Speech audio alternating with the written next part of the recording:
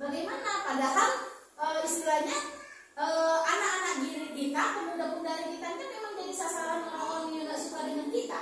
Lantar antal Yahudi wal Nasara hatta tattabi'a millatahu. Orang-orang Yahudi, orang-orang Nasrani itu tidak akan ridho dengan Islam. Sampai apa? Sampai kita ini mengikuti gaya mereka. Makanya coba ikutin tren sekarang. Anak kita lebih suka makan makanan siap saji. Ada anak kita yang nggak suka makan singkong. Ada anak kita yang nggak suka makan tempe tahu misalnya. Kenapa? Bisa jadi karena pola kita juga pun KFC, GoFood datang misalnya, atau ricis atau apa, atau udahlah makan aja misalnya nugget, sosis, betul nggak Bun?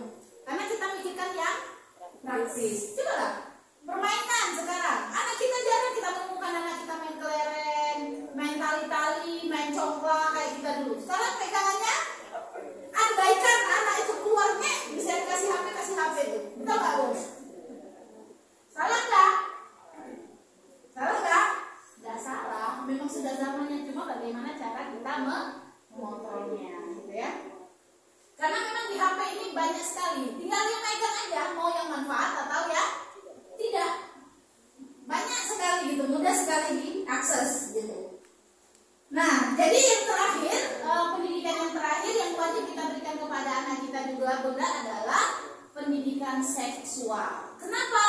Karena sekarang ini banyak kasus-kasus seksual pelecehan kepada anak-anak kita di bawah usia dini. Kakek yang mencabulin anak sekian, bapak bapak mencabulin anak tirinya, banyak kakak adik-beradik melakukan hubungan itu. Jadi kenapa? Ustazah porno kali? Bukan porno, Bu. Ini memang kewajiban kita untuk memberikan pendidikan seksual kepada anak didik kita. Oh, misalnya wilayah ini nggak boleh disentuh, kan ada ya lagunya ya, ada ya Bu ya. Yang mana boleh disentuh, yang mana tidak, itu kita harus ajarkan. Dan juga hati-hati Bun, ketika kita, jadi ternyata pendidikan seksual ini kadang tanpa kita sadar kita kadang melakukan juga. Ketika kita pergi ke kolam renang, misalnya ke tempat waterpool, kadang kan kita mikir misalnya anak usia setahun 2 tahun nggak apa-apa misalnya dimandikan di tempat terbuka, kan kelihatan auratnya. Itu sebenarnya nggak boleh. Kita harus mengajarkan bahwa ini wilayah yang harus kita tutupi, yang tidak boleh dilihat oleh orang.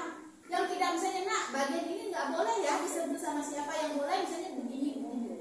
Apalagi kita anak perempuan Bunda, yang kita punya anak perempuan. Karena perempuan itu sangat sensitif. Beda dengan laki-laki. Laki-laki itu 100 kali dia melakukan itu pun tak nampak bekasnya. Tapi perempuan 1 kali aja dia kena korban seperti itu, maka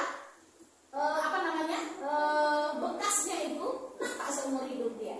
Ya, makanya jadi jangan anggap kita misalnya kecil-kecil masa sih Bu, kecil-kecil sudah ngajarin seksual. Sekarang sudah zamannya Pun. Coba kita lihat berapa banyak miris anak-anak kita yang kejadian di Tanjung Pinang. Tapi ini termasuk tingkat tertinggi Bu untuk kasus yang seperti ini.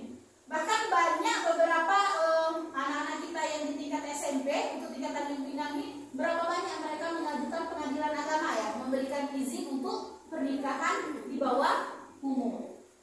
Gimana coba, mana orang tuanya, mana tanggung jawab orang tuanya? Jadi jangan kita bangga ketika misalnya kita punya anak perempuan yang sudah dewasa itu maghrib nggak pulang, dibawa pergi sana pergi. Kita hati-hati, anak ayam aja maghrib pulang kok, masa anak gadis kita masih keluyuran gitu ya.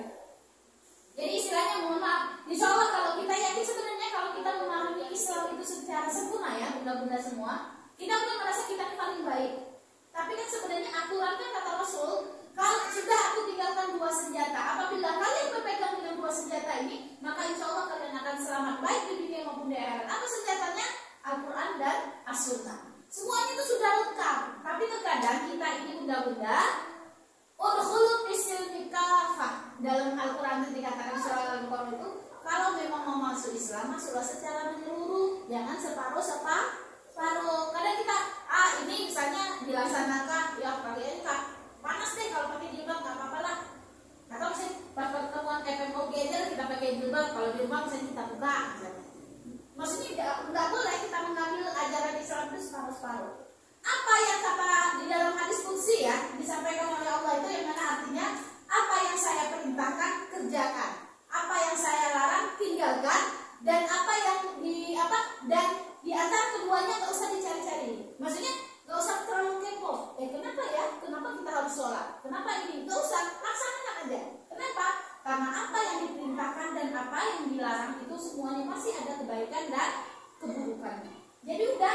istilahnya manut aja lah, sama kotoatan aja gitu jadi manusia itu. Jangan sampai kita jadi Bani Israel, disuruh nyembelih sapi, sapinya apa, jantan atau betina, warnanya apa, ujung-ujungnya tak dilaksanakan, cuma sekedar omdo gitu ya, ngomong doang gitu. Nah, jadi itu ya bunda-bunda 7 kewajiban kita untuk memberikan pendidikan tadi. Pendidikan iman, pendidikan akhlak, pendidikan fisik, intelektual, jiwa, sosial, dan pendidikan seksual. Nah, selanjutnya Ibu, kita berbicara peran kita. Kan kita sudah menitipkan anak nih tadi kan? Menitipkan anak di instansi. Apa peran kita terhadap dalam proses pendidikan anak kita? Setidaknya ada 5 Bu peran kita sebagai orang tua. Yang pertama adalah mendukung lingkungan belajar positif bagi anak kita di rumah. Jadi kita mengkondisikan ketika misalnya sekolah pagi. Kan ketika anak kita sekolah pagi balik jam 11 ya, Bunda ya. Habis kan dia istirahat, dia main. Tapi kan nggak mungkin kita membiasakan dia sampai malam kayak gitu aja. Kan pasti ada waktu jeda kita di rumah itu. Yona kita belajar, Yona atau kita ulang murojaah hadisnya atau kan masih ada ya Bu. Nah, ketika dia proses belajar di rumah itu kita mengkondisikan Bu. Dalam artian ya mungkin ada ruangan khusus yang kita buat untuk anak kita belajar. Kalau misalnya rumah kita berantakan, kira-kira kondusif nggak untuk anak kita belajar? Tidak.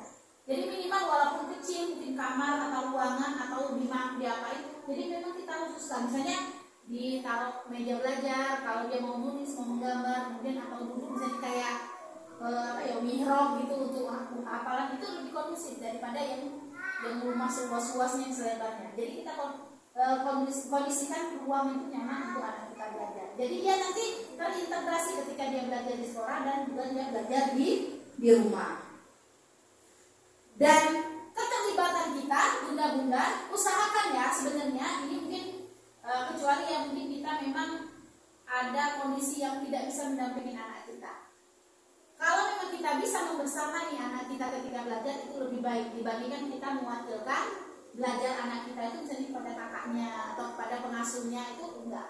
Karena biasanya Bunda, pola didik kita nggak usah dengan pengasuh, pola didik kita dengan neneknya itu pun berbeda ya, betul nggak Bu? Nah kalau bisa ketika anak kita belajar tadi di rumah kita mendampingi sebisa mungkin gitu. Ya tadi kami tak paham misalnya kami misalnya murojaah surah Al-A'la, kita yang saya belum apa, kadang dari anak kita juga belajar Bu. Akhirnya kita termotivasi yang tadinya tak hafal, akhirnya juga bisa hafal. Betul nggak Bu? Merasakan nggak kayak gitu? Rasa. Karena tadi masa sih anak kita aja hafal kita enggak gitu kan? Atau kita ditanya anak misalnya nih begini apa sih lanjutan ini kita nggak bisa kan malu juga ya Bu. Mama aja nggak bisa gitu. Ujungnya apa? Nggak senang marah kita kamu tuh sok. Terus keluar kata-kata gitu. Kemudian yang kedua, bunda-bunda peran kita tadi yang pertama membangun lingkungan belajar positif di rumah. Yang kedua itu adalah membangun komunikasi yang terbuka dengan anak. Jadi kita cerita anak gimana belajarnya tadi, kan sering kita tanya tuh. Atau mungkin sebenarnya semestinya kalau memang kita berkendaraan itu kan nggak konsentrasi anak kita kan pecah ya Bu, betul nggak? Kalau di mobil mungkin nggak masalah karena tertutup. Tapi kalau kita pakai motor kan bisik ya. Nah, jadi kita usahakan, jadi ada komunikasi yang terbuka dengan anak. Gimana Kak, gimana Dek tadi belajar di sekolah, belajar apa, gimana teman-teman, itu kita berusaha.